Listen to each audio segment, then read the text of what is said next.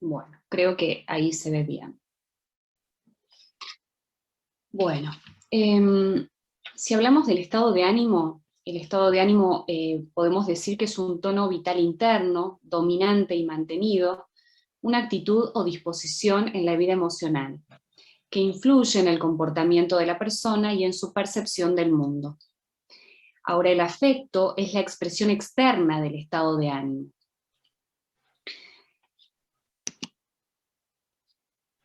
El estado de ánimo puede ser normal, elevado o deprimido.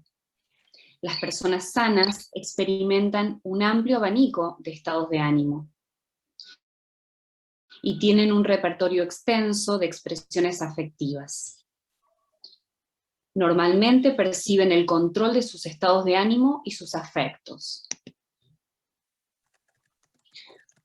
Los trastornos del estado de ánimo son un grupo de afecciones clínicas que están por la pérdida del sentido de ese control y por el sufrimiento subjetivo de un gran malestar.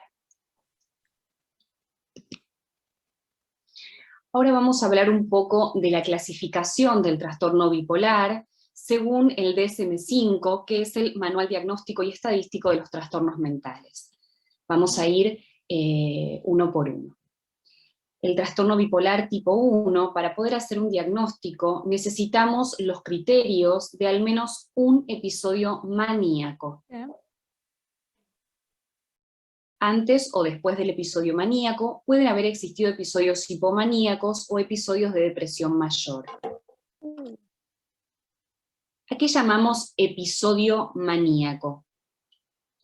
Es un periodo bien definido de estado de ánimo anormal, persistentemente elevado, expansivo o irritable, y un aumento anormal y persistente de la actividad o la energía, que dura como mínimo una semana y está presente la mayor parte del día, casi todos los días. O puede ser de cualquier duración si requiere hospitalización. Por otro lado, vamos a tener un aumento de la autoestima o sentido de grandeza, disminución de la necesidad de dormir, el paciente va a estar más hablador de lo habitual o siente presión por mantener la conversación, puede tener fuga de ideas o experiencia subjetiva de que los pensamientos van a gran velocidad, fácil distracción según se ve o se informa, aumento de la actividad dirigida a un objetivo o agitación psicomotora, participación excesiva en actividades que tienen muchas posibilidades de consecuencias dolorosas, como por ejemplo el juego patológico. La alteración del estado de ánimo es suficientemente grave para causar un deterioro importante en el funcionamiento social o laboral, para necesitar hospitalización con el fin de evitar el daño para sí mismo o para otros, o porque existen características. El episodio no se puede atribuir a los efectos fisiológicos de una sustancia o a otra afección médica. Se necesita al menos un episodio maníaco a lo largo de la vida para diagnosticar un trastorno bipolar tipo 1. Eso es lo que les marqué al principio, y es muy importante. El episodio maníaco completo que aparece durante un tratamiento antidepresivo, pero persiste en un grado totalmente sindrómico, más allá del efecto fisiológico de ese tratamiento, es prueba suficiente de un episodio maníaco, y en consecuencia el diagnóstico de trastorno bipolar tipo 1. O sea, ante la reacción farmacológica que puede desencadenar un episodio maníaco, también eso nos haría diagnóstico de un trastorno bipolar tipo 1. Bueno, ahora les voy a explicar un poco qué serían los episodios hipomaníacos.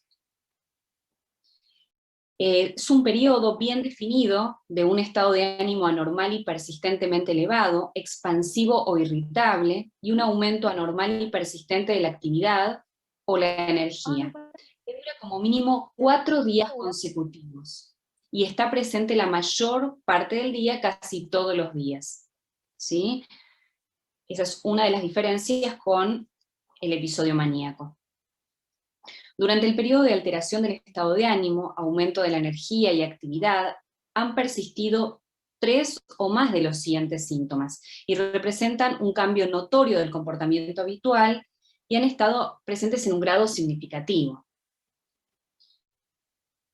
Tenemos aumento de la autoestima y sentimiento de grandeza, disminución de la necesidad de dormir, el paciente va a estar más hablador de lo habitual, o va a tener como una presión para mantener la conversación, puede tener fuga de ideas o experiencia subjetiva de que los pensamientos van a gran velocidad, facilidad de distracción según se ve o se informa, aumento de la actividad dirigida a un objetivo o agitación psicomotora. Puede tener participación excesiva en actividades que tienen muchas posibilidades de consecuencias dolorosas, como habíamos dicho también en el episodio maníaco, que podía ser el juego patológico. El episodio se asocia a un cambio inequívoco del funcionamiento que no es característico del individuo cuando no presenta síntomas. La alteración del estado de ánimo y el cambio en el funcionamiento son observables por parte de otras personas. Ahora, el episodio no es suficientemente grave para alcanzar una alteración importante del funcionamiento social o laboral, o necesitar hospitalización. Si existen características psicóticas, el episodio es por definición maníaco, ¿sí? Esto es importante para marcar la diferencia entre uno y otro. El episodio no se puede atribuir a los efectos fisiológicos de una sustancia, y los episodios hipomaníacos son frecuentes en el trastorno bipolar tipo 1, pero no son necesarios para el diagnóstico del trastorno bipolar tipo 1. Habíamos dicho que necesario para el diagnóstico del trastorno bipolar tipo 1 era el episodio maníaco, ¿sí? El episodio hipomaníaco completo que aparece durante el tratamiento antidepresivo, pero persiste en un grado totalmente sindrómico, más allá del efecto fisiológico de ese tratamiento, es prueba suficiente de un episodio hipomaníaco. Sin embargo, se recomienda precaución porque 1 o 2 síntomas no se consideran suficientes para el diagnóstico de episodio hipomaníaco, ni indica necesariamente una diátesis bipolar, ¿sí? A diferencia también de lo que ocurría cuando le dábamos medicación a un paciente y a partir de ello tenía un episodio maníaco y lo podíamos considerar como un trastorno bipolar tipo 1, en este caso, con el episodio hipomaníaco no funcionaría de la misma manera. Bueno, y ahora vamos a hablar del episodio depresivo, ¿sí? Que aparece en los pacientes con trastorno bipolar. Necesitamos 5 más de los siguientes síntomas presentes durante el mismo periodo de 2 semanas y que representen un cambio del funcionamiento anterior. Al menos uno de los síntomas es estado de ánimo deprimido o pérdida de interés o placer. Entonces, el paciente puede tener estado de ánimo deprimido la mayor parte del día, casi todos los días, según se desprende de la información subjetiva o de la observación de otras personas, disminución importante del interés o del placer por todas o casi todas las actividades la mayor parte del día, casi todos los días, pérdida importante de peso sin hacer dieta, o aumento de peso, o disminución o aumento del apetito casi todos los días, insomnio o hipersomnia casi todos los días, retraso psicomotor casi todos los días, fatiga o pérdida de energía todos los días, sentimientos de inutilidad o de culpabilidad excesiva o inapropiada casi todos los días, disminución de la capacidad de concentrarse o pensar, o de tomar decisiones casi todos los días. Pensamientos de muerte recurrentes, ideas suicidas recurrentes sin un plan determinado, intento de suicidio, plan específico para llevarlo a cabo. Los síntomas causan malestar clínicamente significativo o deterioro en lo social, laboral u otras áreas importantes del funcionamiento. El episodio no se puede atribuir a los efectos fisiológicos de una sustancia o otra afección médica. Los episodios de depresión mayor son frecuentes en el trastorno bipolar tipo 1, pero no son necesarios para el diagnóstico. Reitero nuevamente, lo que sí es necesario para el diagnóstico del trastorno bipolar tipo 1 es el episodio maníaco. Y para hacer un diagnóstico de trastorno bipolar tipo 2, es necesario que se cumplan los criterios para un episodio hipomaníaco actual o pasado, y los criterios de un episodio de depresión mayor actual o pasado. Bueno, por otro lado, el trastorno bipolar tipo 1, tipo 2 y la depresión mayor unipolar pueden tener características mixtas. ¿Y cuándo vamos a decir que tiene características mixtas? Cuando tenemos 3 o más síntomas de la fase opuesta. Ahí podemos decir que el paciente tiene un trastorno bipolar con características mixtas, ¿no? De la fase opuesta digo, por ejemplo, si estamos hablando de un episodio depresivo, bueno, características mixtas significaría que tiene 3 o más síntomas de un episodio maníaco, ¿no? O sea, la fase opuesta, o hipomaníaco. Bueno, ahora vamos a hablar un poco de epidemiología. Generalmente, el trastorno bipolar comienza con un episodio depresivo. Es más frecuente en las mujeres, en quienes se puede observar ciclos rápidos, suele ser comórbido con trastornos de la conducta alimentaria y ansiedad. Y en hombres se asocia mayormente con consumo excesivo de alcohol, ya sea con abuso o dependencia. Los trastornos asociados al abuso de sustancias y ansiedad empeoran el pronóstico de la enfermedad e incrementan gravemente el riesgo de suicidio. El trastorno bipolar es uno de los trastornos con mayor carga genética junto con la esquizofrenia. Generalmente hay un 70% de carga genética y un 30% vinculado al entorno. A diferencia con el trastorno depresivo mayor unipolar, donde se encuentra equilibrada la carga genética y el entorno.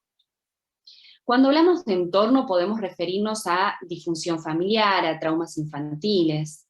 Y en cuanto a los estudios de asociación de genoma completo, GWAS, se puede observar polimorfismos de un solo nucleótido en la base nitrogenada, con mutaciones en el gen de la adenilatociclasa. Entonces, como conclusión de esta parte, podemos decir de que el trastorno bipolar es un trastorno multifactorial y poligénico. Ahora vamos a hablar de las herramientas para la evaluación del trastorno bipolar en adultos. Estas herramientas no van a servir para el diagnóstico, sino más bien para evaluar la gravedad y como automonitoreo en el seguimiento. Tenemos screening de hipomanía, como la escala MDQ o la HCL32. Tenemos la escala de Montgomery o Hamilton, que van a evaluar gravedad. Y tenemos como automonitoreo una aplicación que es muy interesante, que la pueden utilizar los pacientes, que se llama Simple, ¿sí? O sea, no serían estas escalas para diagnóstico, sino para el seguimiento de estos pacientes, ¿sí? Y cada tanto aplicando estas escalas para evaluar si hay mejorías, si el paciente va empeorando, ¿sí? Es muy importante hacerlo de forma complementaria en los tratamientos. Otra cosa importante a evaluar es el riesgo de suicidio en los pacientes con trastorno bipolar. Cuando un paciente se encuentra en estado mixto o deprimido, se debe preguntar por ideación suicida.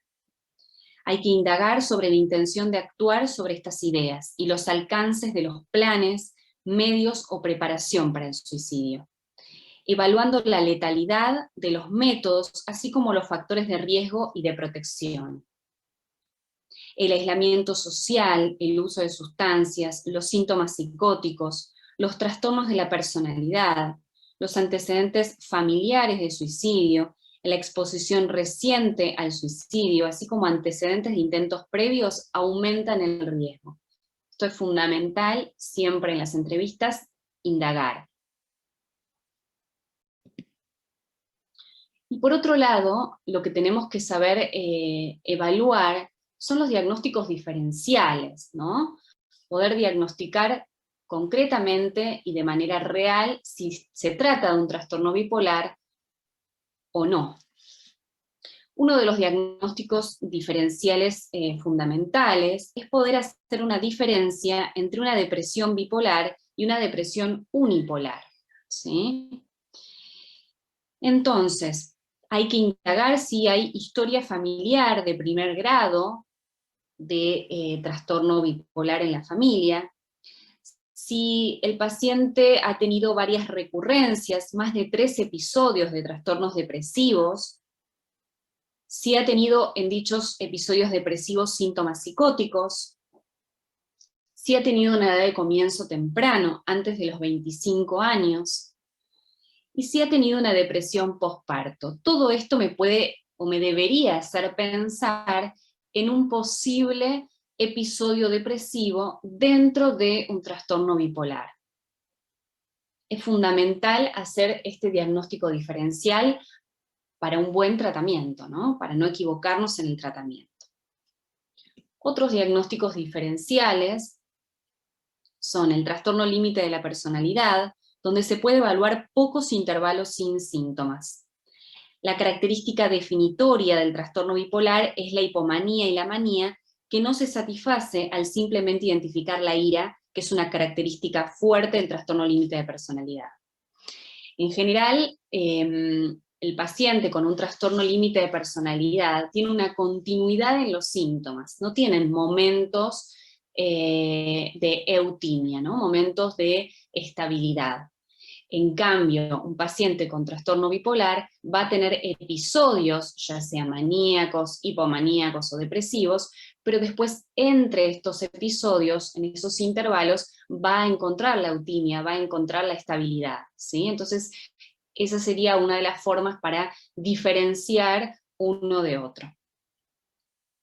Por otro lado, el trastorno esquizoafectivo sería otro diagnóstico diferencial, donde los síntomas psicóticos persisten aún en la eutimia, ¿sí? O sea, cuando el paciente no tiene estos episodios de alteraciones afectivas, también tiene síntomas psicóticos. En cambio, en el trastorno bipolar, los síntomas psicóticos van a aparecer solamente en los episodios de descompensación, ¿sí? Cuando el paciente está estable, los síntomas psicóticos no deberían por qué estar.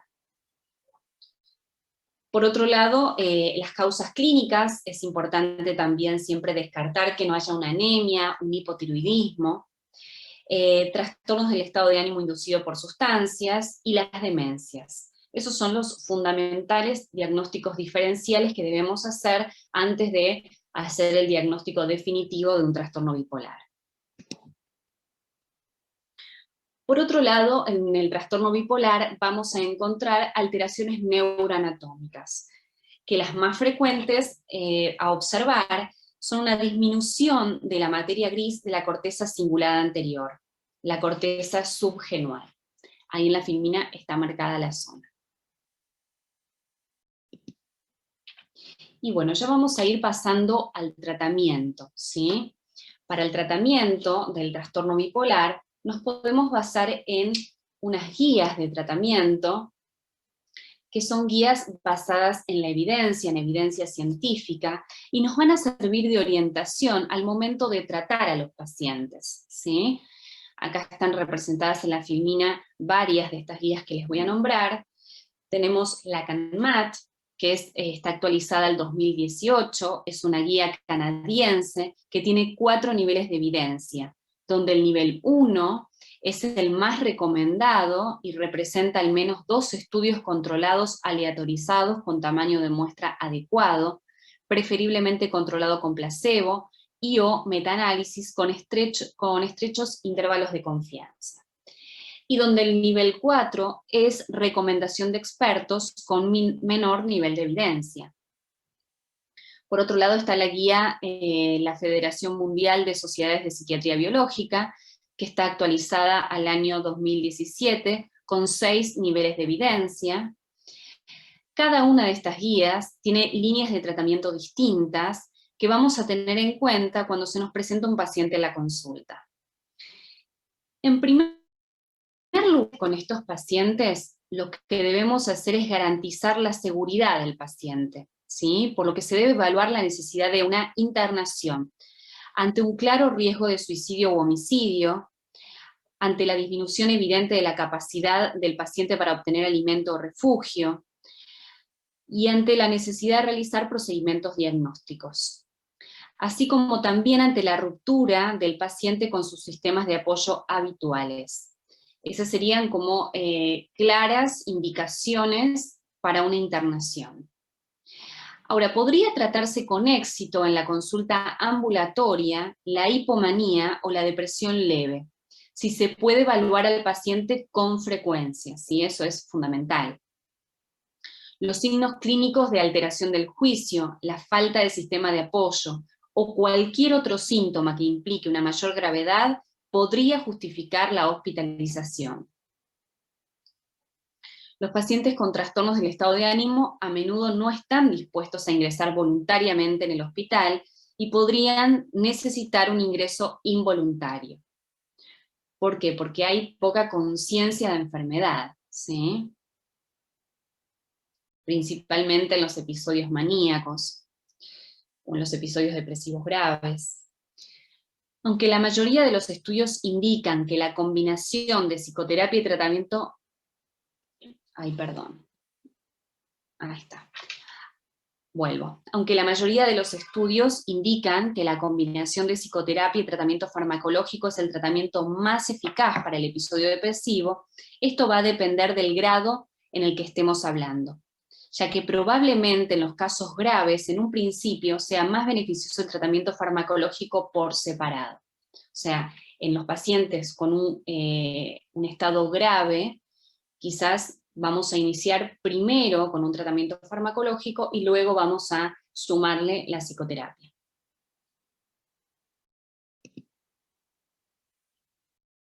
Bueno, cuando hablamos de tratamiento farmacológico, lo vamos a dividir en fase aguda y fase de mantenimiento, donde fundamentalmente vamos a indicar antipsicóticos y estabilizadores del ánimo, y eventualmente indicaremos antidepresivos. Acá en esta filmina se ve las indicaciones según el estado del paciente y los fármacos que les estoy mencionando. A ver. Cuando hablamos de fase aguda, por ejemplo, en los episodios depresivos, tenemos que diagnosticar si se trata de un trastorno bipolar tipo 1 o tipo 2, y vamos a poder indicar un antipsicótico, como por ejemplo la quetiapina, en ambos casos, ¿sí? Ya sea en el trastorno bipolar tipo 1 o tipo 2, y antidepresivos como el bupropión, inhibidores selectivos de la recaptación o inhibidores de la recaptación de serotonina y norepinefrina, que van a depender de las características clínicas del cuadro si hablamos de un trastorno bipolar tipo 2. ¿Sí? En esos casos, en un trastorno bipolar tipo 2, podríamos indicar algún tipo de antidepresivo. ¿Sí? Y vamos a elegir, según las características clínicas, el antidepresivo más correcto. ¿Sí? Por otro lado, el carbonato de litio es un estabilizador del ánimo, y se considera el prototipo de los timorreguladores, el cual disminuye la apoptosis, aumentando la supervivencia de la neurona. Así como también aumenta las conexiones sinápticas, generando sinaptogénesis. Estimula la síntesis de BCL2, que es una proteína antiapoptótica. El litio tiene un rango terapéutico muy estrecho, por lo que tenemos que tener mucho cuidado al indicar este fármaco, ¿sí? Mucho seguimiento, mucho control de cómo toma el paciente la medicación. En el episodio agudo de manía o de depresión, vamos a indicar el litio para que se encuentre en un rango de 0,8 a 1 miliequivalentes por litro. Esto se va a dosar en sangre, ¿sí? Y en la fase de mantenimiento, cuando es a predominio depresivo, se va a recomendar una litemia de 0,6. Y a predominio de la manía, una litemia de 0,75 miliequivalentes por litro. ¿Sí? Y ahí está esto que les digo los rangos, y por otro lado, lo tóxico que es cuando nos vamos del rango, ¿no? Cuando nos salimos de este rango tan estrecho, podemos llegar al coma y potencialmente la muerte. La realidad es que el litio es un fármaco muy bueno, donde los pacientes generan una estabilidad muy buena, pero es cierto que necesitan muchos controles, ¿sí? Entonces, por eso es tan importante, más allá de la predisposición del paciente a tomar la medicación correctamente, hacerse los controles, sino también tener una red de contención familiar que nos ayude a sostener esto. Y por otro lado, vamos a hablar de la evidencia cuando combinamos medicación, principalmente en la fase de mantenimiento, ¿sí? Primero tenemos que evaluar el índice de polaridad para indicar la medicación de mantenimiento, ¿sí? ¿Sí? Principalmente los síntomas tienden a ser más bien depresivos o son más bien maníacos o hipomaníacos, ¿sí? O sea, los episodios, cuáles son los más frecuentes, ¿sí?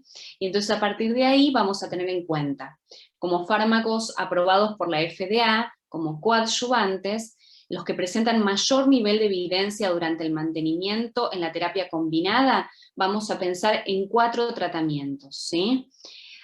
Coadyuvantes al litio, o sea, los que podrían acompañar al litio, sería la quetiapina, con una eficacia similar tanto en la prevención de la manía como en la prevención de la depresión, eso lo habíamos hablado, ¿no? Que puede utilizarse en los dos polos, y el aripiprazol, la ciprasidona y la risperidona inyectable de acción prolongada, que van a tener mayor eficacia en la prevención de la manía, ¿sí? Entonces, estos podrían indicarse de forma combinada, ¿sí? Por otro lado, otros estabilizadores del ánimo que se utilizan con buena eficacia son el divalproato de sodio, el cual fue aprobado para la manía aguda y estados mixtos, así como la carbamazepina, que también fue aprobado para la manía y estados mixtos. Ahí en la filmina se ve las dosis que se suelen utilizar, el dosaje en plasma, ¿sí? Los chequeos y controles que deberíamos hacer previamente, y los riesgos por las interacciones que podrían tener.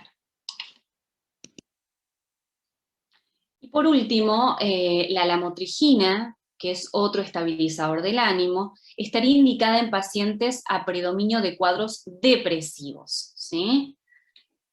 A diferencia de los dos anteriores, ¿no? Y puntualmente la lamotrigina tenemos que poder titularla de forma escalonada, porque puede generar efectos adversos severos, ¿sí? Entonces es importante comenzar con dosis bajas e ir aumentando paulatinamente, ¿sí? Como se muestra acá en la filmina. Bueno, entonces, para hacer un cierre de lo que significa el tratamiento farmacológico, como conclusión podemos decir que la base del tratamiento farmacológico implicaría la elección de un estabilizador del ánimo, y que dependiendo de si nos encontramos en un episodio agudo o no, veremos la necesidad de combinarlo con un antipsicótico, preferentemente atípico, o eventualmente con un antidepresivo, el cual nunca se va a indicar solo, ¿sí? El antidepresivo nunca se indica solo, ¿sí? Y acordemos que siempre de base vamos a tener un estabilizador del ánimo. Bueno, para hacer un poco más ejemplificadora la clase, ¿sí? A ver, hay un... Si no se indica solo, ¿con qué se indica el antidepresivo? Depresivo se indica con un estabilizador del ánimo. Siempre vamos a tener de base un estabilizador del ánimo. Y en todo caso, si nos encontramos en un episodio agudo, dependiendo de qué episodio agudo estamos hablando, ya sea un episodio depresivo o un episodio maníaco o hipomaníaco, podemos indicar un antipsicótico o un antidepresivo. ¿Se entiende? Pero de base siempre va a estar el estabilizador del ánimo. ¿Sí? De base el estabilizador. Y si está deprimido, antidepresivo, ya maníaco, antipsicótico. Exacto, sería algo así, sí. De todas maneras, como digo, siempre hay que ver bien el cuadro clínico, ¿no? Porque a veces uno dice, bueno, está maníaco, pero, a ver, tiene características mixtas, está deprimido, pero tiene características mixtas, entonces no es tan, siempre uno tiene que evaluar, digamos, al paciente como para poder ver si necesita un antidepresivo o necesita, porque digo, no siempre un paciente en un episodio depresivo vamos a indicar un antidepresivo, ¿sí? Podemos indicar un antipsicótico en un paciente que esté depresivo, ¿sí? ¿Por qué? Porque puede estar deprimido, pero con síntomas psicóticos, ¿sí? Entonces, en un primer momento, quizás lo que nos conviene es indicar un antipsicótico, cuando estos síntomas de riesgo minimizan, bueno, quizás ahí uno podría pensar en un antidepresivo, ¿sí? Pero como base siempre tenemos que pensar que va a estar el estabilizador del ánimo. Y después, dependiendo de las características del cuadro, le vamos a sumar un antipsicótico o le podemos sumar un antidepresivo, ¿sí?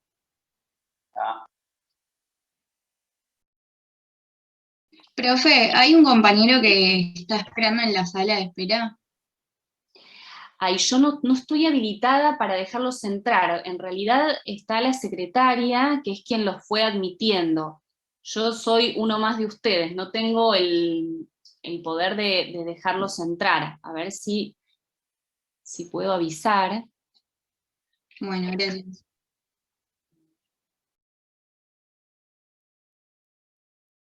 Bueno, a ver si ahora lo dejan entrar, ¿sí?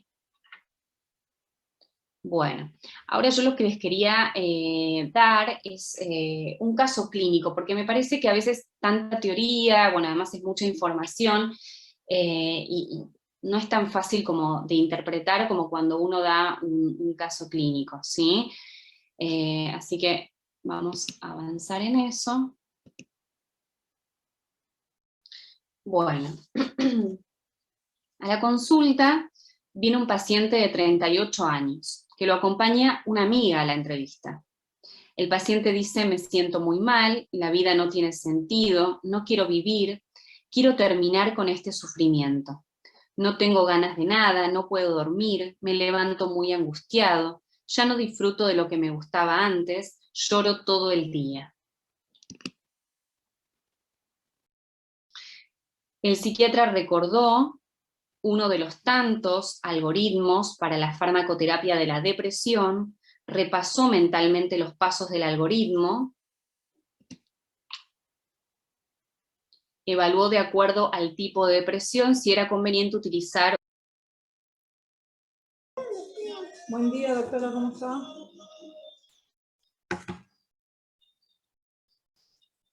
Doctora, ¿cómo está? Chicos, ¿se escucha? Hola. Hola, Doc, ¿cómo le va? Acá estoy. Ahora la estamos viendo. Bueno, la ¿Sí? dejo con los alumnos para la devolución. Bueno, dale. Hola, buen día. ¿No se puede ver el caso clínico que estaba que se está viendo en el video? Sí, justo eso estaba por decirte, Roxana, no sé si estás ahí, porque el caso clínico capaz que sí es está bueno justo que lo vean, ¿no? Bueno, si querés vemos el caso clínico y en todo caso después hacemos las preguntas. Por favor. Escucha bien, que me Esperen puedan que lo decir y modificar. porque inicia, no me inicia justo. Los pacientes.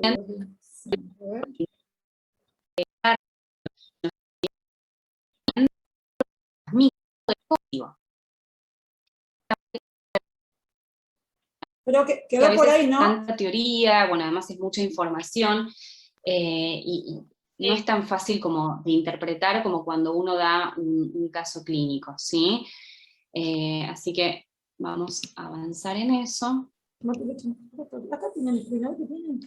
Bueno, a la consulta viene un paciente de 38 años, que lo acompaña una amiga a la entrevista.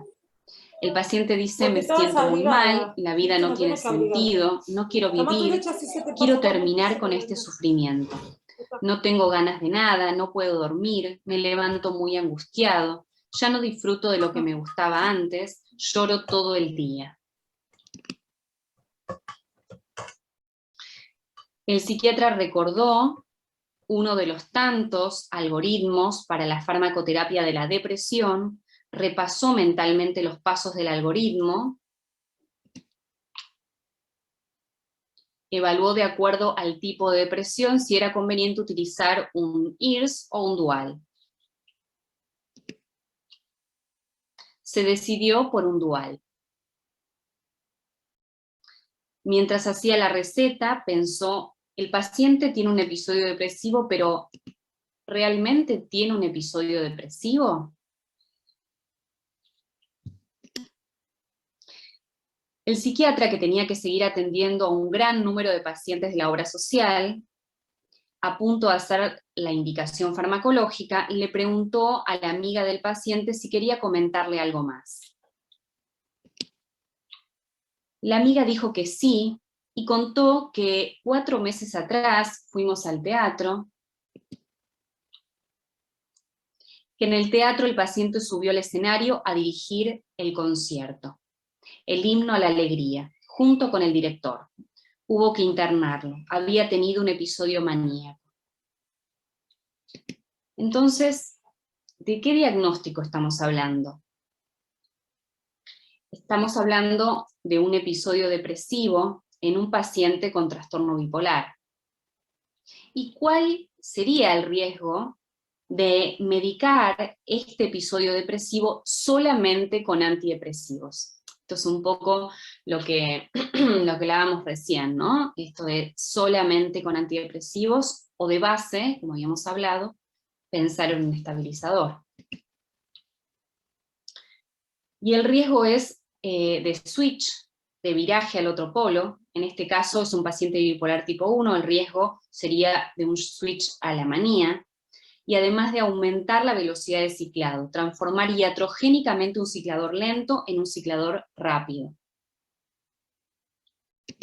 El psiquiatra afortunadamente no se quedó con la foto del episodio depresivo y preguntó sobre los antecedentes del paciente. ¿De qué paciente depresivo estamos hablando?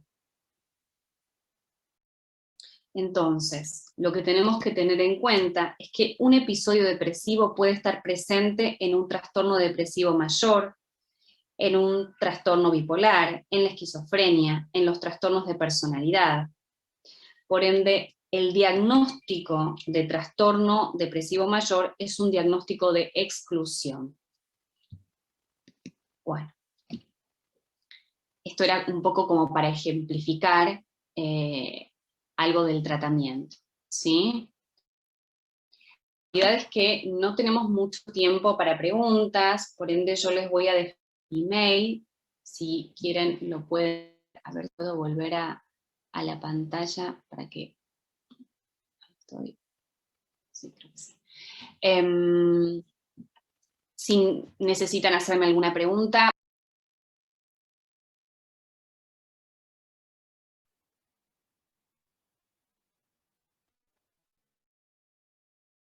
Bueno, ahora sí estamos. No sé si me escuchan bien. Hola. Sí, se escucha. Hola, buen día. Sí, se escucha. Buen día. ¿Qué tal? Buen día. Bueno, no sé si quieren hacer alguna pregunta, que les haya quedado alguna duda con respecto a la clase. Aparte del tratamiento farmacológico, ¿qué otras medidas terapéuticas se toman en pacientes con bipolaridad, con trastornos de bipolaridad? A ver, en estos pacientes, dependiendo de dónde nos encontremos, ¿no? También, esto que quizás al principio hablábamos de la posibilidad de una internación, ¿sí? A veces estos pacientes en el episodio agudo no es factible manejarlos de forma ambulatoria, entonces necesitan una internación.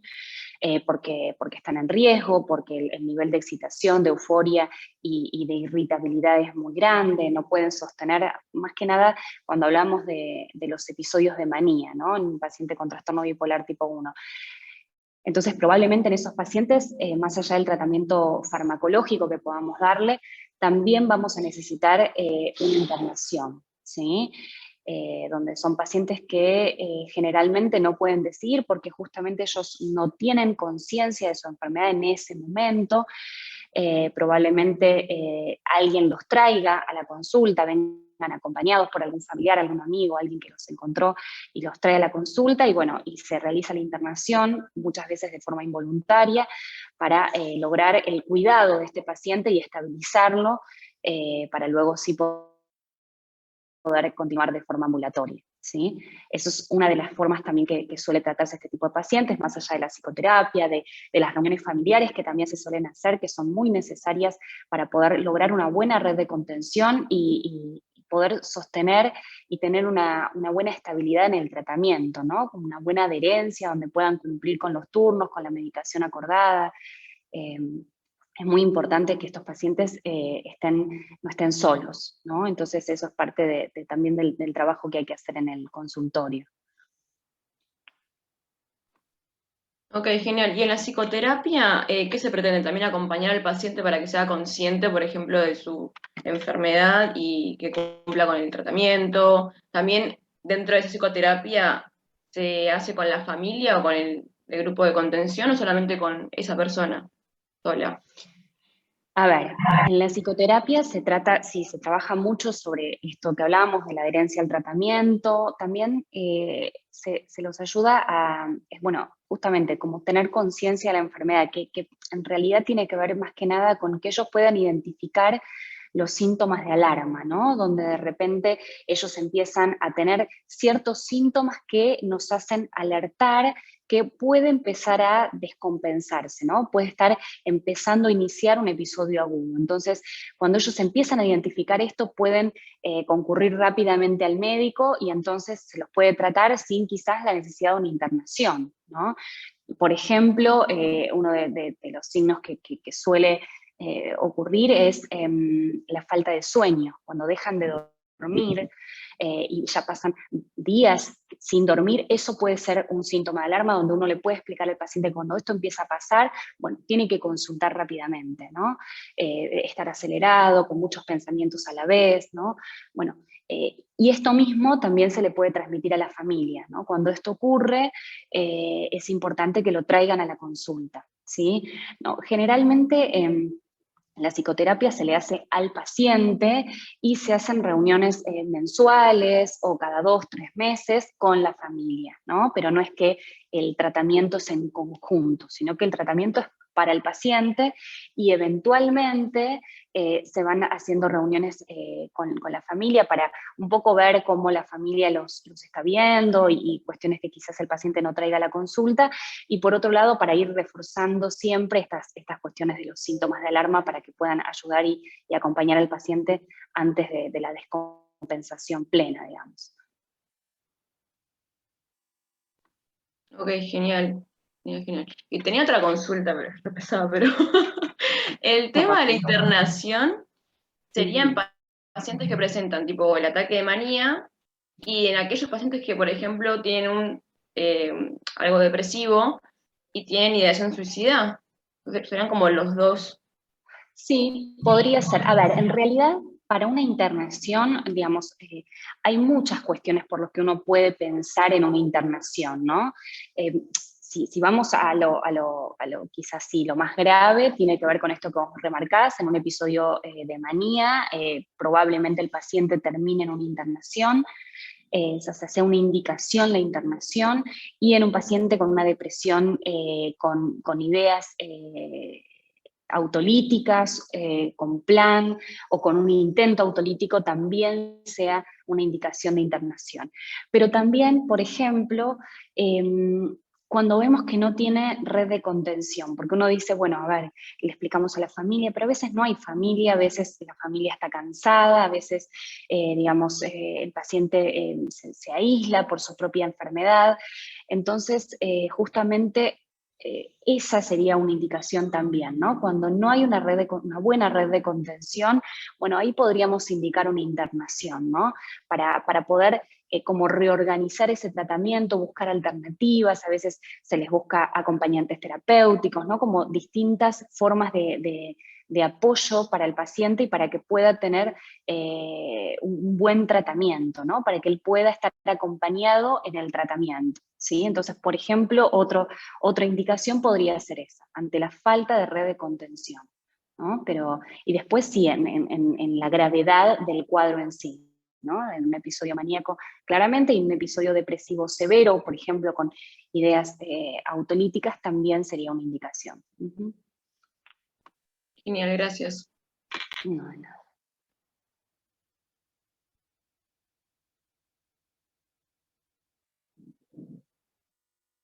Si hay alguna otra pregunta.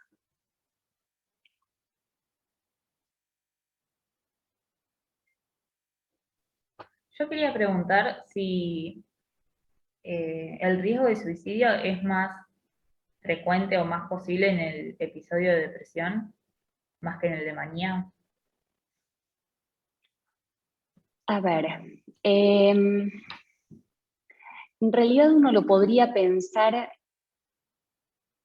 que sí, digamos, las ideas autolíticas, ideas de muerte aparecen más en un episodio depresivo, pero en un episodio maníaco, los pacientes están muy impulsivos, tienen así como, porque uno piensa como el episodio maníaco como un episodio de placer, ¿no? De euforia, de bienestar, que está eso, pero también pasan rápidamente a episodios de mucha irritabilidad, ¿no? Como bueno, esto que decía, de mucha impulsividad, irritabilidad, intolerancia, ¿no?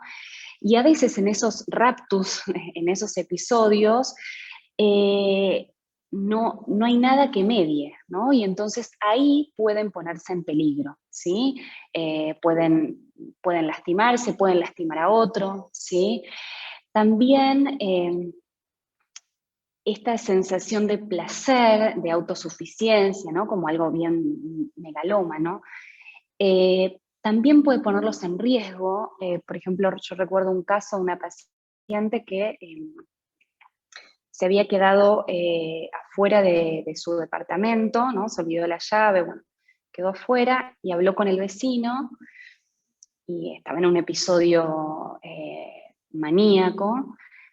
Habló con el vecino y entonces lo que hizo fue saltar de balcón al balcón para entrar a su departamento, ¿no? Y donde no me dio ningún tipo de riesgo, ¿no? Esta sensación de autosuficiencia, de que todo lo pueden, bueno, se ponen en riesgo también. Ahí no estaría relacionado con una idea autolítica, ¿no? O sea, con la idea de matarse, pero pueden terminar muriendo por justamente estas cuestiones de riesgo que tienen, ¿no? Entonces yo no podría decir que en realidad uno es más riesgoso que el otro en cuanto a estos episodios que pueden, bueno, poner en riesgo la vida, porque la verdad es que en los dos cuadros puede existir este riesgo de poner en peligro su vida.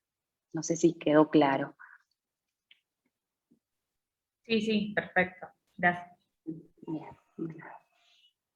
Yo tengo una pregunta más quizás protocolar, no sé si se puede contestar tan fácil, pero justo mencionaste que me interesaba, justo mencionaste el caso de esa paciente que digamos, estaba en su vida cotidiana, digamos, no estaba en una consulta y justo estaba teniendo un episodio maníaco. ¿Qué se hace ahí si la persona se pone, esto como dijiste, agresiva, incontrolable? ¿Qué se hace en el momento, digo, como persona común y corriente y no en el momento de una consulta o ya en la guardia? A ver, en ese momento depende de muchas cosas, ¿no? Pero quizás lo que uno puede hacer, alguien que está de repente casi que de casualidad en esa situación y ve una situación de ese estilo, lo que uno puede hacer es llamar a una urgencia, ¿no? Como al SAME, explicar el episodio y que venga un médico de guardia y lo evalúe o eventualmente lo lleve a un centro asistencial, ¿no? A veces es difícil poder, como esto yo les decía, ¿no? Como los pacientes no tienen conciencia de enfermedad, no se dan cuenta de lo que les está ocurriendo en ese momento y de la gravedad de lo que está ocurriendo, no pueden decidir, no pueden tomar decisiones y por ende, si quizás uno quiere intentar convencerlos, es bastante difícil que ellos quieran ir a una guardia, ¿no? A veces hay familiares que los traen medio engañados y bueno, como que lo logran, pero la realidad es que no es tan fácil, ¿no? Entonces, quizás lo que se me ocurre en esa situación es llamar a una urgencia médica y que lo puedan ver en ese momento, probablemente si ese médico es un psiquiatra pueda medicarlo en ese momento, momento.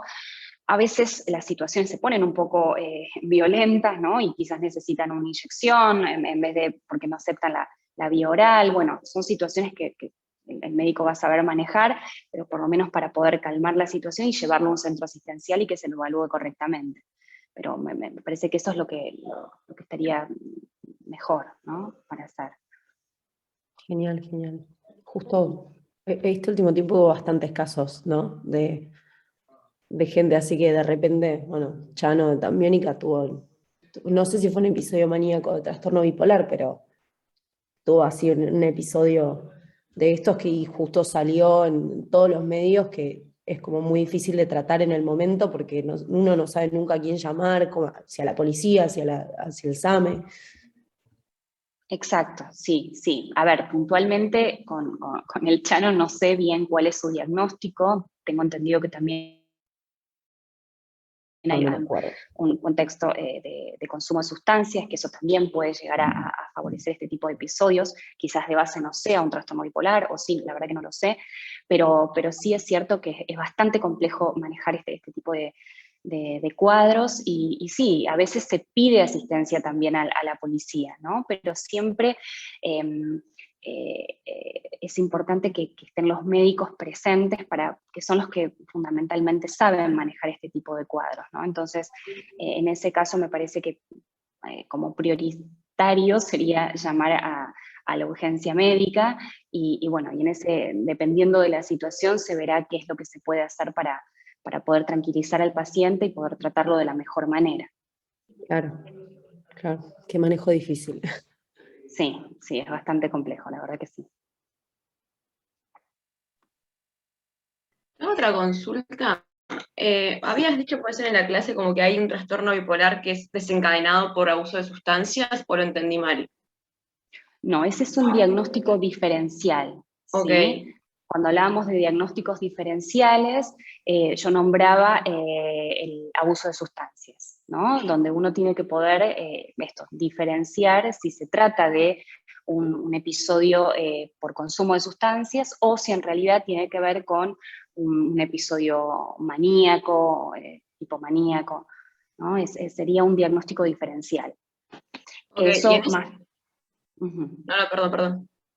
No, decía que en realidad en esos casos quizás clínicamente es difícil de hacer el diagnóstico, pero es importante por eso recabar antecedentes, ¿no? Como yo les decía, probablemente estos pacientes no vengan solos a la consulta, sino que los traigan. Entonces siempre uno hace pasar al familiar, bueno, como en el caso clínico, ¿no? Que venía creo con una amiga. Poder como indagar un poco, por ejemplo, esto, si hay antecedentes de consumo de sustancias, si es un paciente que se trata por eso, si previo a esta situación consumió algo, ¿no? Como ahí uno puede pesquisar bien de qué se trata, ¿no? Como indagando bien sobre los antecedentes del cuadro, ¿no? Claro, sí, pero el abuso de sustancias en una persona que está genéticamente predisponente, se diría, ¿se puede desencadenar? ¿Se puede como expresar el trastorno bipolar, o puede comenzar por abuso de sustancias en una persona que está genéticamente, ¿cómo sería? ¿Predisponente? A ver, sí es cierto que pueden convivir las dos patologías, ¿sí? A ver, puede haber un paciente que de base tenga un trastorno bipolar y que además tenga abuso de sustancias, abuso, consumo, dependencia, ¿no? Bueno, uno podrá después averiguar bien, pero es cierto que las dos cosas pueden estar en conjunto, ¿sí? Y que quizás, como vos decís, bueno, quizás el primer episodio aparezca en el contexto de un consumo de sustancias, ¿sí? Por eso, a ver, comúnmente lo que se dice en estos pacientes, el trastorno bipolar, lo que se decía es que se tarda en diagnosticar alrededor de 10 años, porque la realidad es que es muy difícil poder hacer un diagnóstico certero, ¿no? Porque es, a ver, muchas veces el episodio maníaco o hipomaníaco es difícil de pesquisar, lo más frecuente que se ve son los episodios depresivos, los episodios estos pueden aparecer en el contexto de una situación particular, como por ejemplo en el contexto de consumo de sustancias. Entonces, no es tan fácil hacer el diagnóstico, ¿sí? Y es cierto, como vos decís, pueden estar las dos cosas al mismo tiempo, pero también pueden estar por separado, ¿sí? También puede ser un episodio que puntualmente tiene que ver con el consumo de sustancias y que en realidad no hay de base un trastorno bipolar, ¿sí? Entonces, por eso es tan importante poder indagar bien sobre los antecedentes del paciente, ¿sí? Sobre si tuvo episodios previos de depresión, sí. Y en ese caso, no sé, por ejemplo, el abuso de sustancias y para diferenciarlo de un trastorno bipolar, ponele, ¿no?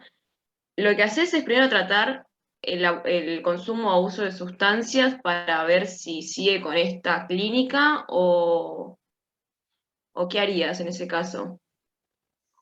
A ver, en realidad, en un primer momento lo que uno hace es un tratamiento sintomático, ¿no? Digamos, uno trata lo que está viendo en ese momento, ¿sí? Entonces, en ese momento, si el paciente está psicótico, si el paciente, o sea, tiene síntomas psicóticos, si el paciente, bueno, lo que veamos en la clínica es lo que vamos a tratar. Y en el mientras tanto vamos indagando sobre los antecedentes, ¿no? Si esto fue un consumo aislado, si el paciente en realidad tiene una dependencia, ¿sí? a sustancias, entonces ahí, bueno, habrá que tratar esa dependencia.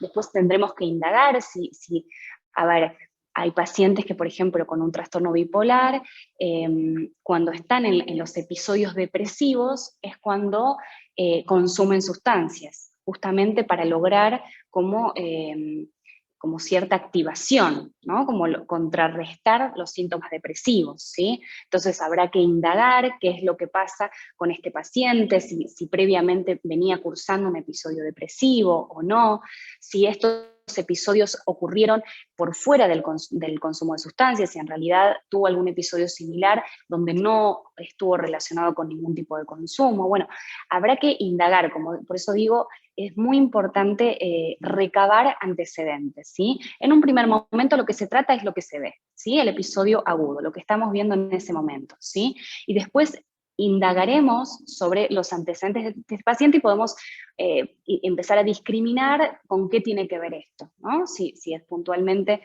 un consumo aislado, si hay una dependencia de sustancias, si además tiene un trastorno bipolar de base, ¿no? Pero bueno, por eso les digo que no es algo que uno haga en una primera entrevista y por eso no nos podemos quedar, como decía el caso clínico, con la foto de lo que vemos en ese momento, ¿sí? Hay que indagar y hay que preguntar, ¿sí?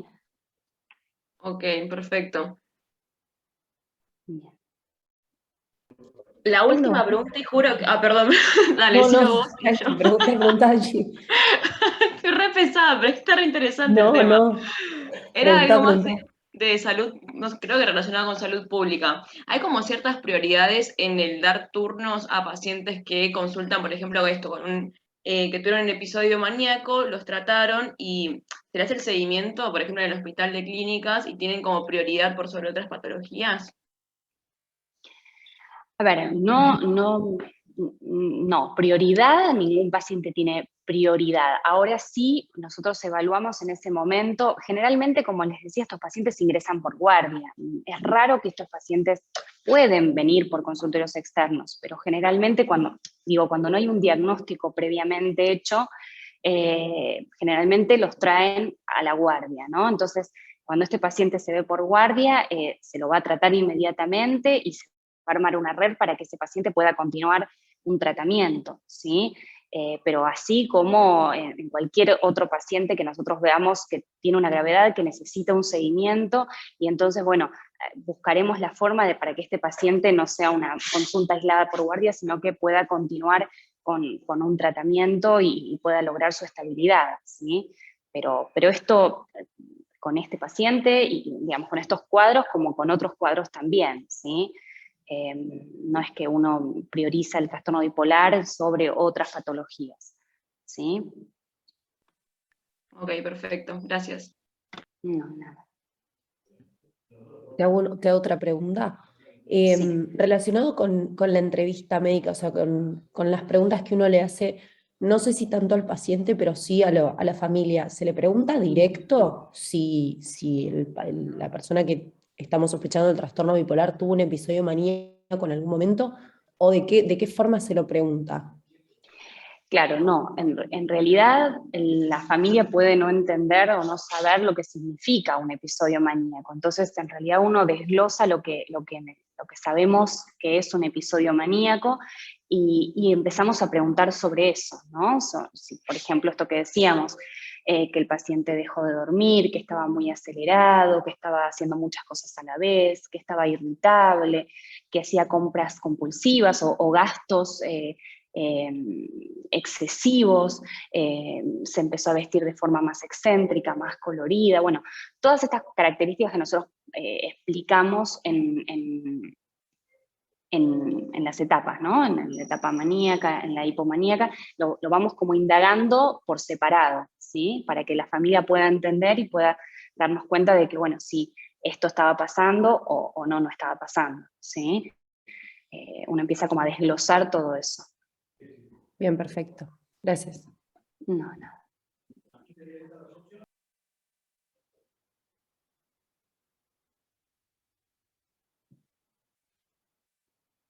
Bueno.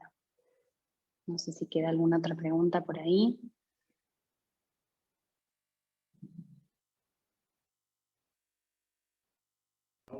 De mi parte no, creo que no.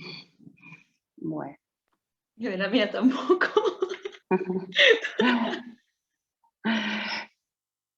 Bueno, entonces no sé si Roxana estás por ahí. Sí, doctora, acá estoy. Bueno, si ya terminaron los alumnos, no tienen ninguna pregunta más. Vamos Tengo por una terminada la pregunta, clase pero de para hoy. la secretaria, o sea, para vos, Roxana. Sí. El final, ¿cuándo hay que anotarse para el final? Nosotros les vamos a avisar igual. Todavía no lo armamos. Sí, porque en sistema no aparece, por eso. No, todavía no. Lo tienen que habilitar desde el sistema de facultad y una vez que nos habiliten ya le vamos a estar avisando, ¿sí? Dale, listo. Le vamos a avisar las fechas y de qué día, qué día. Quédense tranquilos. Bueno, ¿alguna pregunta más? ¿No? Bueno, doctora, No. le mando un besito, que tengan un buen día. Chicos, nos Muchas vemos gracias. mañana. Vale, Les mando un beso y que Dale. tengan un buen día. Muchas gracias, doctora. Gracias. Chao, buenos días. Hasta luego, gracias.